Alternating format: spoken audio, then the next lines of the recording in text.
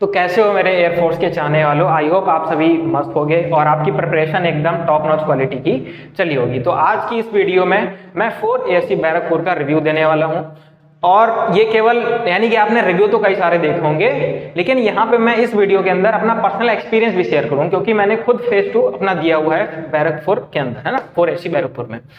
तो थोड़ा सा अगर मैं अपने बारे में बताऊं तो मेरा नाम शिवा है और PSL के अंदर मेरी ऑल इंडिया रैंक जो है वो 190 है। तो अब चलते हैं सीधे वीडियो के अंदर, है ना। जैसा कि आपको पता है कि फेज 2 में सबसे पहले आपका मॉर्निंग में क्या होता है, आपका रिपोर्टिंग होती है। यानी कि जिस दिन आपका फेज 2, जैसे मेरा फेज 2 था 18 फरवरी को, तो 18 फरवरी मॉर्निंग को 5 बजे के अप्रॉक्स रिपोर्टिंग होती है। अब रिपोर्टिंग के टाइम पे क्या होता है, रिपोर्टिंग के टाइम में सबसे पहले आपका होता है डॉक्यूमेंट वेरिफिकेशन। डॉक्यूमेंट वेरिफिकेशन में आपको 3 डॉक्यूमेंट्स जो है वो इंपॉर्टेंट होते हैं, वो आपको लेके ही जाने, मतलब पहला आपका आधार कार्ड, दूसरा आपका फेज 1 का एडमिट कार्ड, तीसरा आपका फेज 2 का एडमिट कार्ड। ये तीनों डॉक्यूमेंट्स आपको लेने हैं। इनसे आपका जो डॉक्यूमेंट इनिशियल डॉक्यूमेंट वेरिफिकेशन है वो आपका वहाँ पे हो जाएगा। जैसे ही आपका डॉक्यूमेंट वेरिफिकेशन कंप्लीट होगा, आपको तुरंत वहाँ पे चेस्ट नंबर मिल जाएगा। जैसे मुझे चेस्ट नंबर मिला था 103, मेरा चेस्ट नंबर कितना था 103। तो अगर मैं रिपोर्टिंग की बात करूँ तो लगभग 126 बच्चों की रिपोर्टिंग थी, उसमें से प्रेजेंट केवल 93 बच्चे हुए थे, यानी कि इतने 93 कैंडिडेट जो थे वो प्रेजेंट हुए थे। अब जैसे ही आपका चेस्ट नंबर मिल जाता है, आपको उसके बाद आपका 1-2 फॉर्म फिलअप कराते हैं, जैसे आपको पता होगा कंसेंट फॉर्म और बॉडी टैटू फॉर्म, तो ये दोनों फिलअप होते हैं। उसके बाद आपको लेकर के जाते हैं रनिंग के लिए।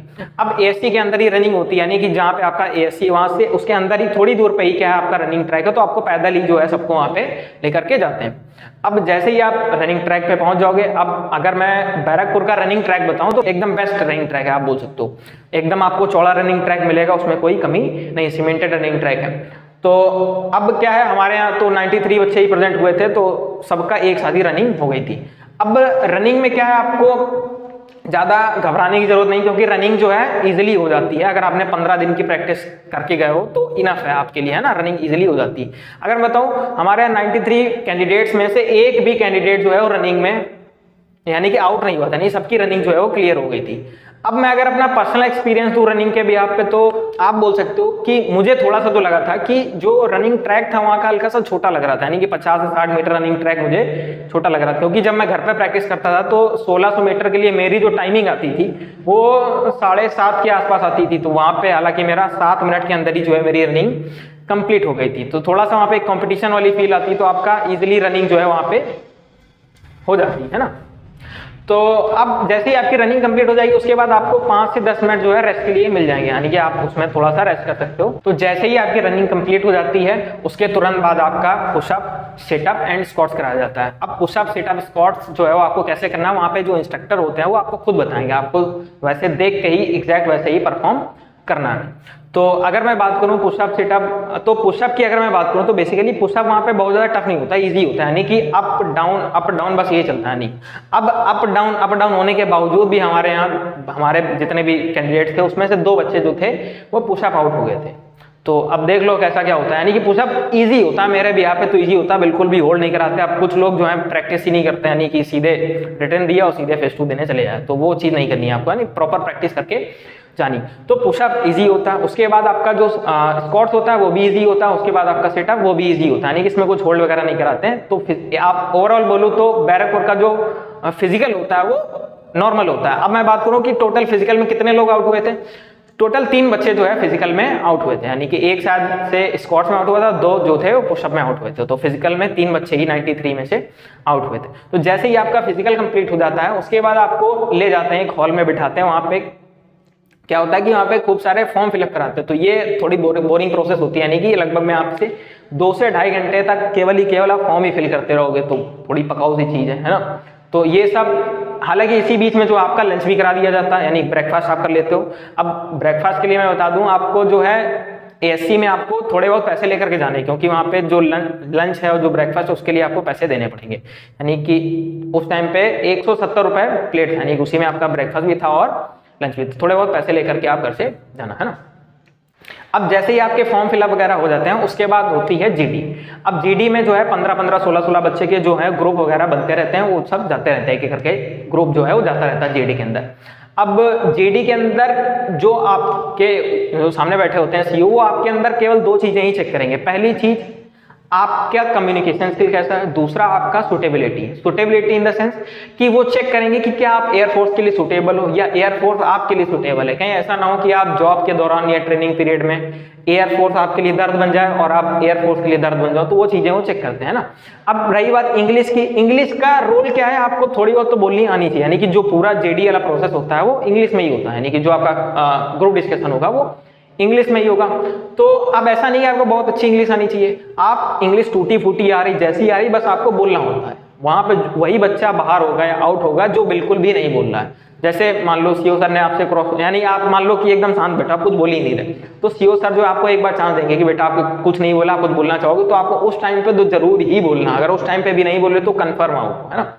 अब मैं थोड़ा सा जीडी बताऊं क्या होता है। जीडी में मेरा जो टॉपिक था वो था फास्ट फूड। तो होता क्या है, आपको एक रफ शीट दी जाएगी और एक फेयर शीट दी जाएगी। आपके सामने एक जो है ऑडियो क्लिप सुनाई जाएगी। अब जो भी आपका टॉपिक होगा उसके लिए आपको एक ऑडियो क्लिप सुनाई जाएगी। उस ऑडियो को सुनते हुए आपको रफ शीट के अंदर पॉइंट जो है वो नोट डाउन कर लेने होते हैं, और वो रफ शीट जो है आपके पास जीडी के दौरान भी रहेगी, यानी कि आप उससे देख के भी बोल सकते हो। उसके बाद आपको एक 10 मिनट एक्स्ट्रा मिलेगा। आप उसमें क्या है कि फेयर शीट जो आपको मिलती है, उस फेयर शीट में आप अपना पॉइंट्स लिख सकते हो अच्छे से, यानी जो आपने रफ शीट में लिखा उसको और अच्छे से फेयर शीट के अंदर लिखना है। उसके बाद वो फेयर शीट जो है सबसे एक एक करके जमा कर ली जाती है। देन आपका स्टार्ट होता है जीडी। अब जीडी के अंदर सबसे पहले आपको, यानी कि अगर जीडी वाली प्रोसेस बताओ तो सबसे पहले 1 बाय 1 करके आपको अपना इंट्रोडक्शन देना होता है। अब इंट्रोडक्शन के अंदर क्या होता है, आपको 30 सेकंड के अंदर अपना इंट्रोडक्शन देना है और 30 सेकंड के अंदर आपको अबाउट द टॉपिक बोलना है, यानी जो भी आपने टॉपिक सुना है उसके बारे में कुछ लाइनें उसमें बोलनी होती।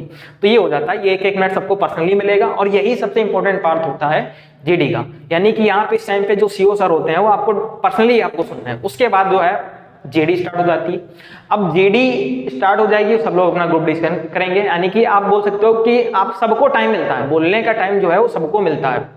बाहर वही होगा जिसको टाइम मिल रहा है बोल ही नहीं रहा है, यानी कि सीओ सर ने आपसे बोला कि आप बोलो, फिर भी आप नहीं बोल रहे हो, तो वही होगा। अब मैं अपने बैच की बात करूं तो मेरे बैच में जो थे 16 का ग्रुप बना था। 16 के ग्रुप में 2 बच्चे जो है वो आउट हो गए थे, उन्होंने बोला ही नहीं था, है ना। तो ये सारी चीजें थी। अब जैसे जैसे सबका जितने भी बैचेस बनते हैं सबका यानी कि जेडी क्लियर हो जाएगा, यानी जेडी वाली प्रोसेस खत्म हो जाएगी, उसके बाद आता है रिजल्ट। उसके बाद ही रिजल्ट आएगा। तो रिजल्ट आने में लगभग आप बोल सकते हो कि 2 घंटे लग जाते हैं। अब रिजल्ट कैसे सुनाते हैं, रिजल्ट में जो बच्चे जेडी आउट होते हैं केवल उनका ही चेस्ट नंबर बोला जाता है, यानी कि जो बच्चे आउट हो उनका चेस्ट नंबर बोल दिया। अब उनकी जो जर्नी थी फेस 2 की वहीं से समाप्त हो जाती है, यानी कि वहीं से खत्म, उनको वहां से फिर जाना पड़ता है घर के लिए, है ना। अब जिनका जीडी क्लियर हो गया फिर यानी कि सब लोग उसके बाद जो है बेसिकली सब लंच के लिए चले जाते हैं। उसके बाद लंच हो जाता है, आप लोग लंच कर लो।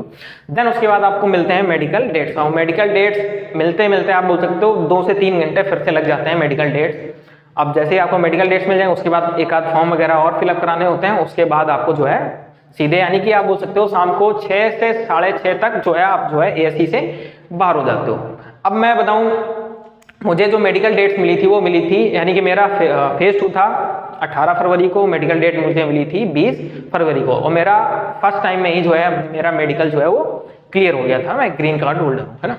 तो ये सारी प्रोसेस थी पूरी जीडी की, फेज 2 की जो सारी थी मैंने बता दी।